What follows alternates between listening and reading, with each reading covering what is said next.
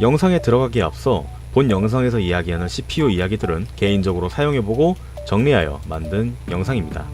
전문적으로 측정한 것과는 차이가 있을 수 있습니다.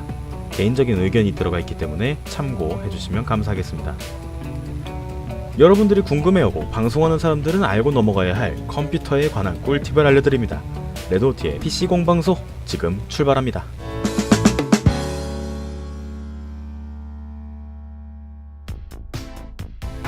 자, 지금 방송을 하고 계시거나 방송을 준비하시는 분들께서 신경 써야 할 것은 방송 컨텐츠도 있겠지만은 방송을 할 컴퓨터도 있을 겁니다. 자, 컴퓨터.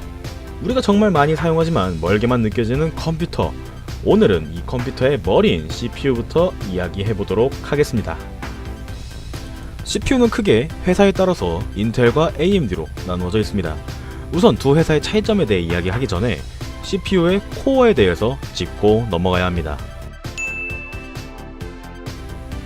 우리가 CPU에 대한 사양을 보면 흔히 몇 코어 몇 스레드라는 형태로 나오게 되는데, 여기서 코어는 공부를 잘하는 똑똑이라고 보시면 되고, 스레드는 공부를 잘하는 똑똑이의 분신이라고 생각하시면 편합니다.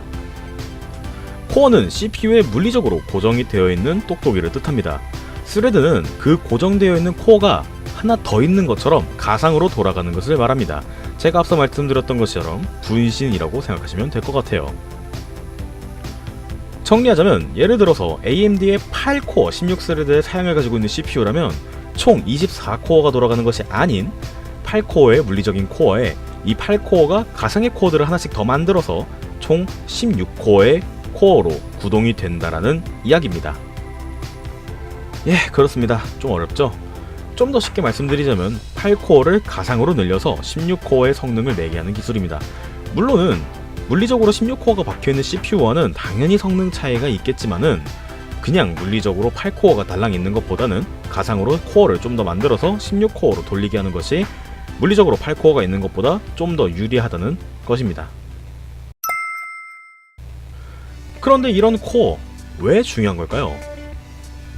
우선 방송할 때 사용하는 프로그램들에 대해 이야기를 하도록 하겠습니다.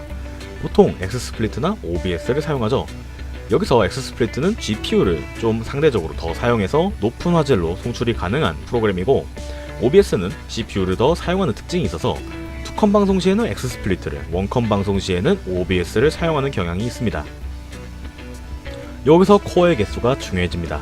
일반적으로 방송을 시작하시는 분들이나 원컴 방송을 하시는 분들은 OBS를 많이 사용하고, 앞서 말씀드렸듯이 OBS는 상대적으로 CPU를 더 많이 사용하기 때문에 일하는 일꾼인 코어의 개수가 중요한 겁니다. 만약 6코어의 CPU로 OBS로 방송하면서 게임을 할 때 적절히 코어를 사용하면 4코어인 CPU보다 원활하게 게임과 방송을 할 수 있다는 겁니다. 이는 영상 편집 시에도 똑같이 적용됩니다. 아마 방송을 시작하시는 분들이나 소규모로 방송하시는 분들은 본인이 편집하는 경우도 많으실 텐데, 영상의 렌더링은 코어의 개수가 많은 것이 유리하기 때문에 비슷한 가격에 코어가 많은 AMD CPU가 훨씬 유리합니다. 하지만 방송을 안 하시는 분들 중에서 게임만 하거나 아니면 방송용이 아니라 게임용으로 맞추시려는 분들도 분명히 계실 겁니다. 이럴 때는 AMD CPU보다는 인텔 CPU가 더 유리합니다.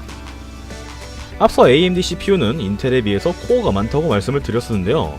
인텔은 코어의 개수는 AMD에 비해서 적지만 코어 한 개당의 속도가 AMD보다 소폭 빠릅니다.